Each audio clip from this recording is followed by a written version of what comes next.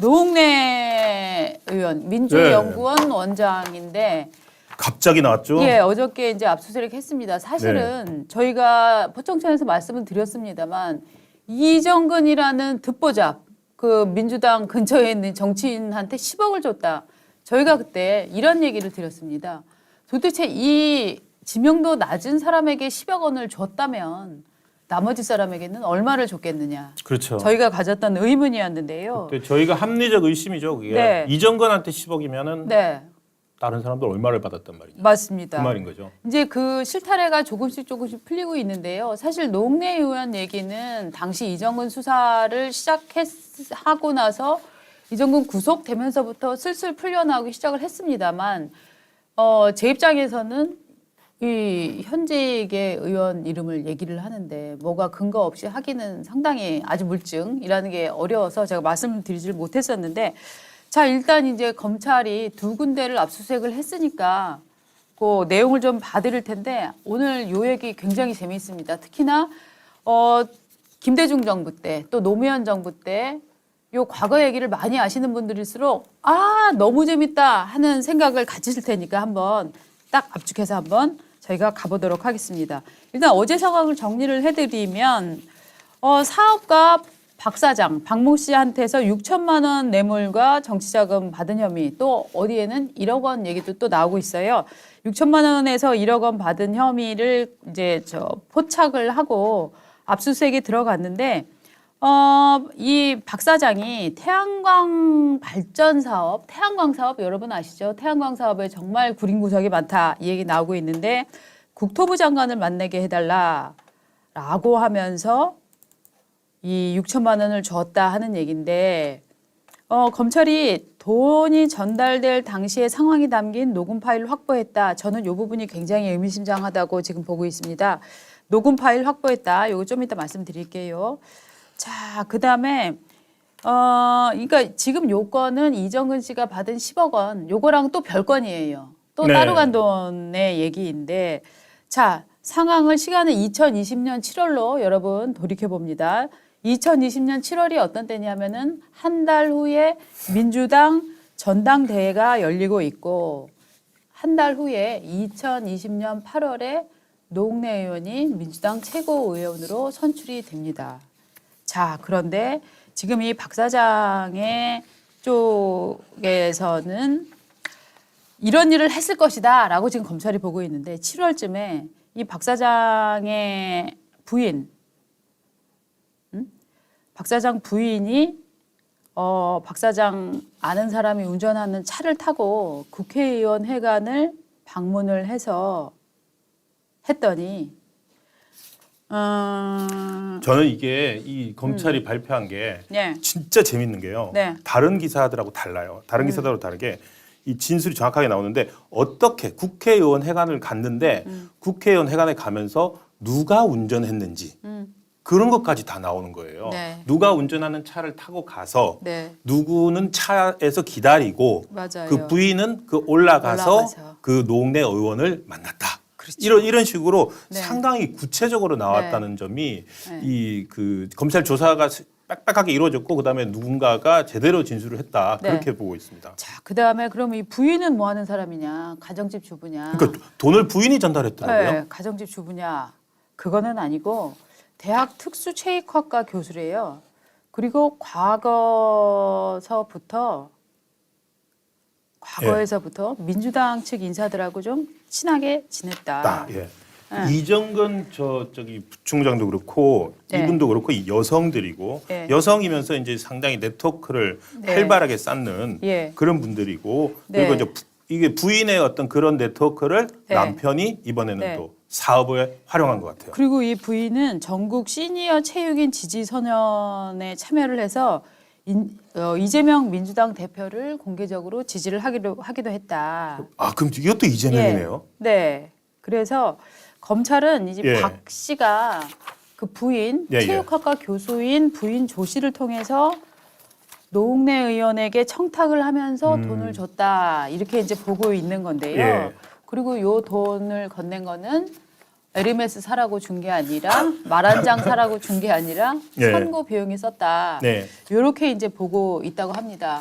그런데 노웅래 예. 의원 입장을 한번 알려드릴게요. 네. 노웅래 의원은 윤석열 정부의 야당 탄압 기획 수사를 규탄한다. 야당 중진을 회기 중에 이렇게 압수수색하는 것은 입법권 침해이며 야당 탄압이다. 네. 이렇게 정확하게 반박을 하고 있습니다. 네. 그런데 저희는 노웅래 의원도 노웅래 의원이지만 네. 사실은 이 돈을 줬다고 하는 박 씨, 네, 이분이 처음이 아니잖아요. 맞습니다. 자, 이 박우식이라는 사람인데요. 이 박우식, 사업가 박우식을 예. 찾아보면 2008년 11월 부산자원 특혜 대출 사건의 야. 핵심 인물로 구속이 됐던 사람입니다. 노무현 때네요. 네, 2008년이니까. 자, 부산자원 특혜 대출 이명박 대통령 때입니다. 수사는 예. 이명박 대통령 때군요. 네, 네. 죄송합니다. 부산 자원 특혜 대출 사건 이 네. 수사는 이명박 정부에서 이루어졌는데 이 네. 수사가 뭐냐 당시에 담당 검사가 서울중앙지검 금융조세 조사 2부 부장 우병우네요. 우병우 부장검사가 지휘를 했었던 사건입니다. 부산 자원은 뭐냐? 폐기물 처리 업체입니다. 자, 여러분, 폐기물 처리 업체라는 게 여러분들 보기에는 그냥 기업에서 나오는 산업 폐기물 네. 혹은 기업에서 나오는 쓰레기 이런 걸 치우는 데라고 알고들 계시겠지만 이 사업 자체가 이 사업에는 단가가 정확하게 정해져 있지 않습니다. 해서 대기업에서는 오너의 반개인 사람들 혹은 오너의 혼외자들 네. 이런 사람들이 주로 이런 사업들을 많이 맡아서 하고 있습니다. 이게 굉장히 고수익 사업입니다. 그런데 이 사람이 이 폐기물 처리 업체를 하고 있었는데 부산 자원 이걸 하면서 그 은행들에게서 로비를 통해서 은행에서 1,630억 원을 부당 대출을 받은 사건입니다.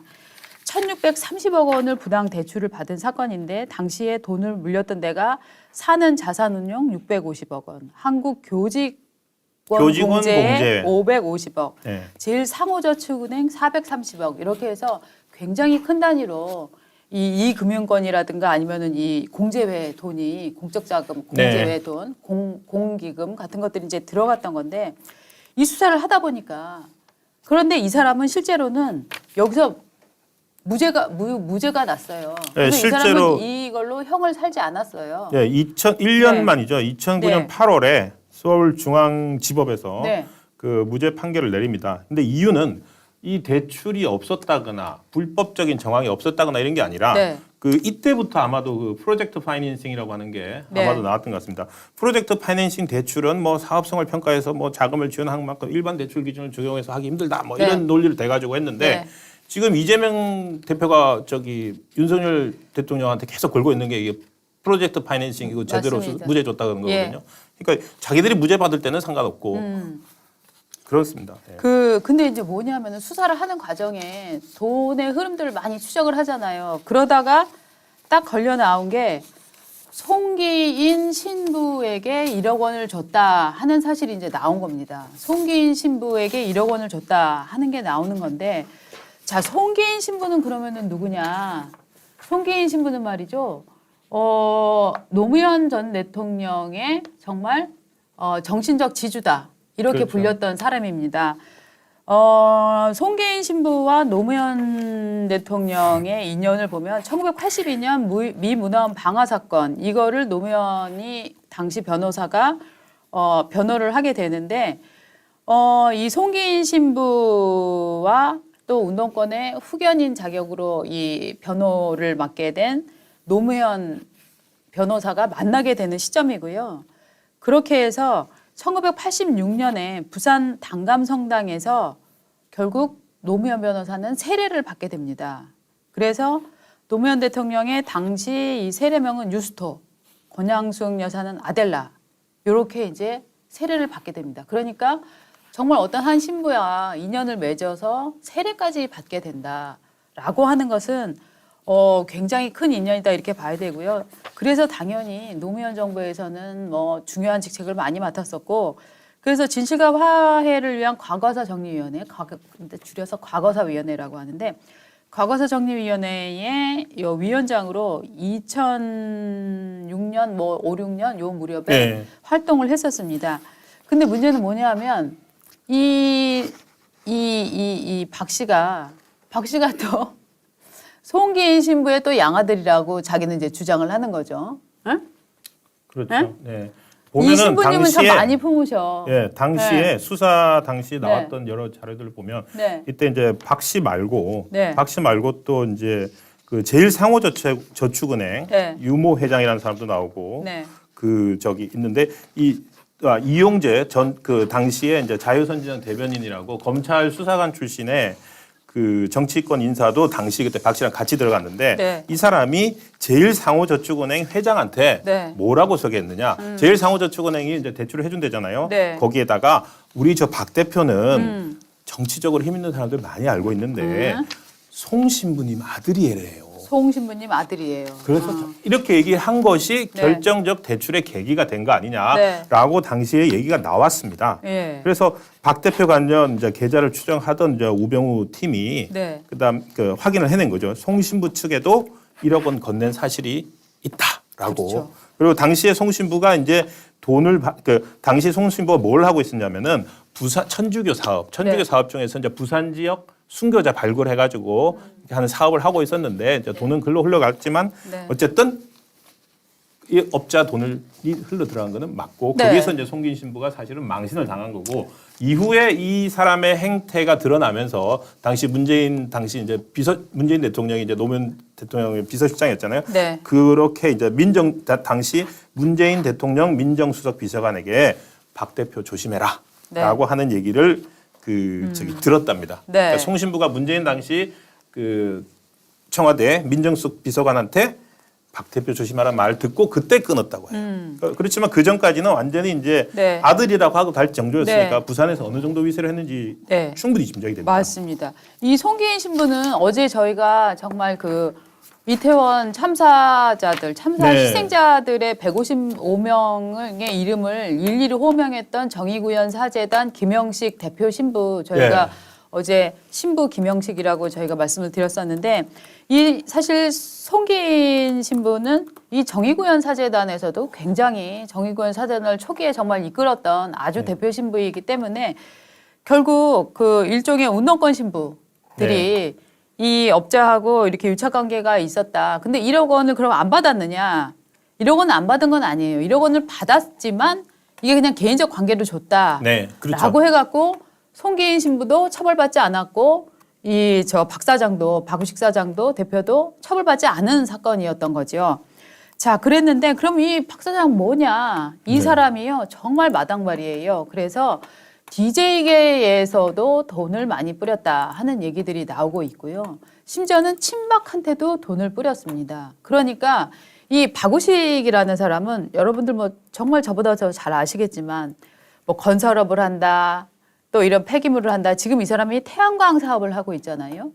이 사업들은 다 뭐냐 하면 인허가 사업이에요. 인허가 사업이고 땅의 용도를 변경한다거나 또 어떤 기준점들 뭐 환경 기준점 또 건설의 뭐 도시 계획의 기준점 이런 것들이 높은 산업들이란 말이죠.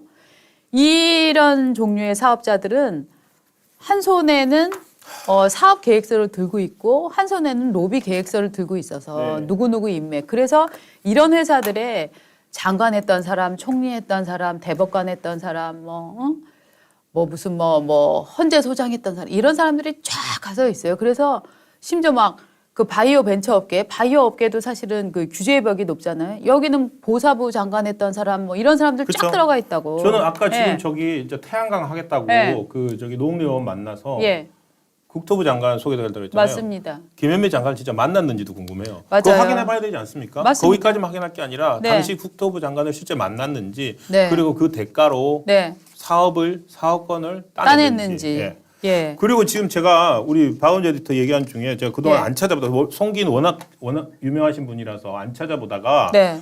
송기인 신부를 검색을 해봤어요. 네. 제가 이쪽 인맥이네요. 이게 왜? 부산. 이게 부산 신선성당 주임 신부가 나오거든요. 네.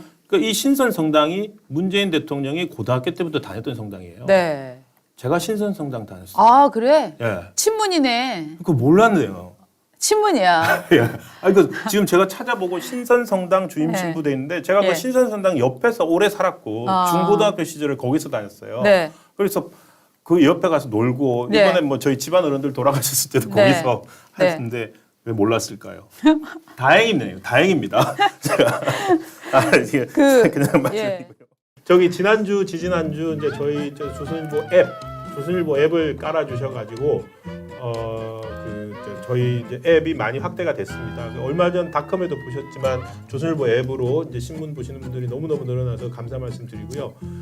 그 다음으로 이제 저희 종이신문도 이제 저희가 이제 구독자들을 좋은 콘텐츠들로 매일 200명 넘는 기자들이 매일매일 만들어서 다음 날 아침에 배달드리는 신문을 또 들어오셔가지고 또 구독을 해주시면은 저희가 이제 또 그 선물도 드리고 있습니다 지금. 아, 선물 저기 있는데 갖고 와야 되는데. 선물 큰 달력. 가지고 예. 제가 저희가 잠깐 이제 갖고 올까요? 달력 선물도 드리고 하고 있으니까요. 지난번 앱처럼 저희가 링크를 전화하셔가지고 전화번호 저희 조선일보 전화하셔서 잠깐만 전화번호 1577-8585. 예, 1577-8585 1577-8585로 전화를 하셔서 이슈포청천 유튜브 보고 전화한다. 구독을 신청한다. 이렇게 해주시면 저희들이 또 우리 구독자님들의 파워도 느낄 수 있고 지금 박은조 에디터가 이 달력을 갖고 오셨습니다. 신년 달력 이거 잠깐 제가 들겠습니다. 이렇게 근하 신년 상당히 이제 전통적인 형태 디자인으로 된 조선일보 달력입니다. 이 조선일보 달력을 이번 유튜브 1577-8585 전화하셔서 유튜브 보고 구독 신청한다 라고 하면서 제 이름 또는 박은조 에디터 이름 이렇게 한번 언급해 주시면 그 추천자로서 언급해 주시면 저희가 이렇게 달력도 보내드리도록 하겠습니다. 신동훈 씨 이름 얘기해 주세요. 네. 전문 예. 아니 근데 제 생각에는 저는 우리 유튜브 구독자들은 거의 다 저희 신문 보고 계실 것 같아요. 맞아요.